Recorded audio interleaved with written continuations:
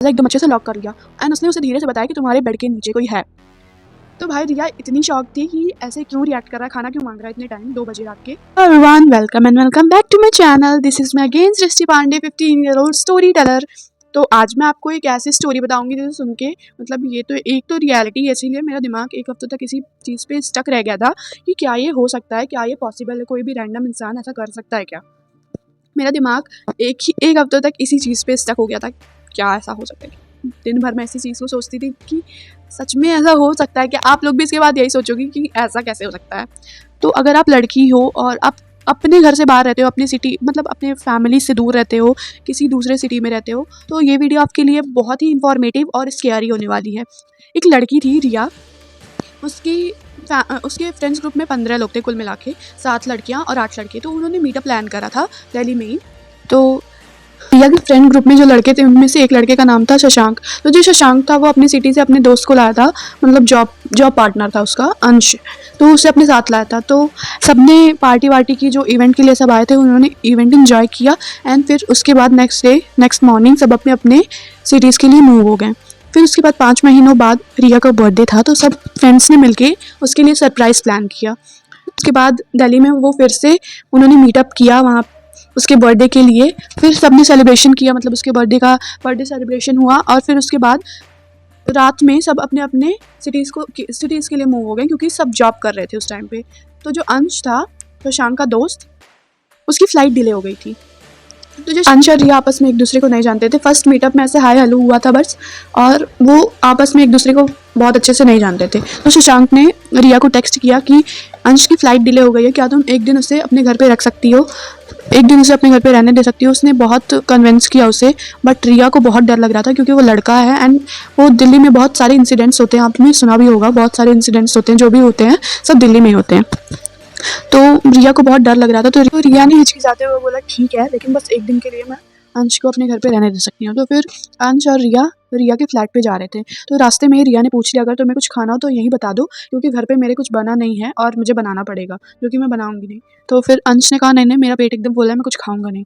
तो फिर जैसे ही वो फ्लैट पे पहुंचे तो रिया को बहुत ज़ोर से नींद आ रही थी। तो रिया ने कहा कि मैं बेड पे सो जाती हूँ और ज़मीन में तुम्हारा बिस्तर लगा देती हूँ, तुम ज़मीन पर सो जाओ।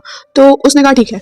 तो फिर आधे घंटे वो लोग अपने फ़ोन में बिजी हो गए। फिर आधे घंटे बाद अंश अचानक से उठा एंड वो कहने लगा मुझे भूख लगी, मुझे खाना ला के दो। भाई रिया ने ऐसा रिएक्ट किया, रिया कहने लगी तुम पागल हो, मैंने तुम्हें वहीं पूछा था, तुम्हें कुछ खाना तो ले लो, क्योंकि मैं बनाने नहीं वाली हूँ, क्योंकि रात के 2 बज रहे थे। तो वो बहुत थक चुकी थी, मतलब वो सोने जा रही थी। तब तक अंश उठा और उसने कहा मुझे भूख लगी है, मुझे खाना दो। तो फिर अंश उससे रिपीटेडली कहता रहा मुझे खाना दो, मुझे खाना दो।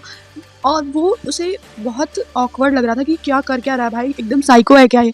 वो ऐसा उसे कह भी रही थी कि तुम एकदम साइको हो क्या, ऐसे रिएक्ट क्यों कर रहे हो भाई, मैं तुम्हें खाना नहीं ला के दे सकती हूँ बिकॉज मेरे घर में अभी कुछ है नहीं, मैं कैसे दूँ ला के। तो फिर वो रिपीटेडली यही कह रहा था कि मुझे या फिर तुम मेडिकल स्टोर पर लेके चलो, मुझे दवाई लेनी है, या फिर तुम मुझे खाना बना के दो। तो फिर वो कहने लगी, वो बहुत परेशान हो गई थी। तो उसने बाद में कहा ठीक है, मैं रिया मान गई एंड वो किचन में गई। और जैसे वो किचन में गई अंश भी रूम से बाहर निकला और उसने जोर से रूम का फाटक बंद करके लॉक कर दिया एकदम से। एंड वो कहा तुरंत हमें इस फ्लैट से बाहर निकलना पड़ेगा।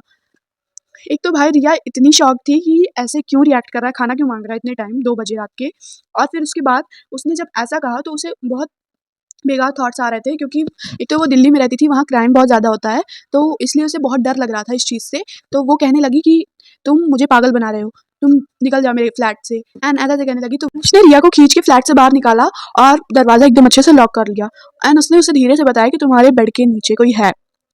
और अंश ने जब ऐसा कहा रिया को, तो रिया की तो भाई हालत एकदम ख़राब हो गई थी, क्योंकि उसे पहले से ही बहुत डर लग रहा था अंश से।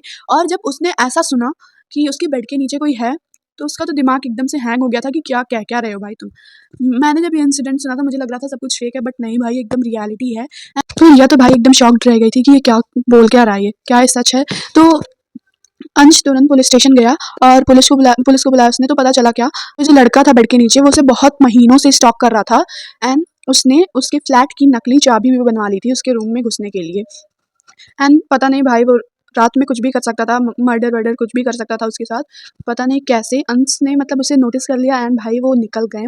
मुझे तो बहुत क्रेजी इंसिडेंट लग रहा था, मुझे सब फेक लग रहा था, बट नहीं भाई ये रियलिटी है। और जब मैंने ये सुना था ना भाई, मेरा दिमाग एकदम स्टक हो गया था कि क्या कह रहा है भाई, ऐसा हो सकता है क्या। सो ये थी आज की स्टोरी। और मुझे पता है ऐसा सुन के आप लोग भी एक पल के लिए सोच रहे हो क्या भाई ये तो ऐसे फालतू स्टोरी बता रही है। नहीं भाई, मैंने ऐसे डायरेक्टर के पॉडकास्ट में देखा था, जैसे कि मैंने पहले आपको स्टार्टिंग में ही बता दिया है। तो मैंने पॉडकास्ट में देखा था ये। This was it for this video. If you like this video, hit like, share, comments and subscribe your girl. Bye bye bye.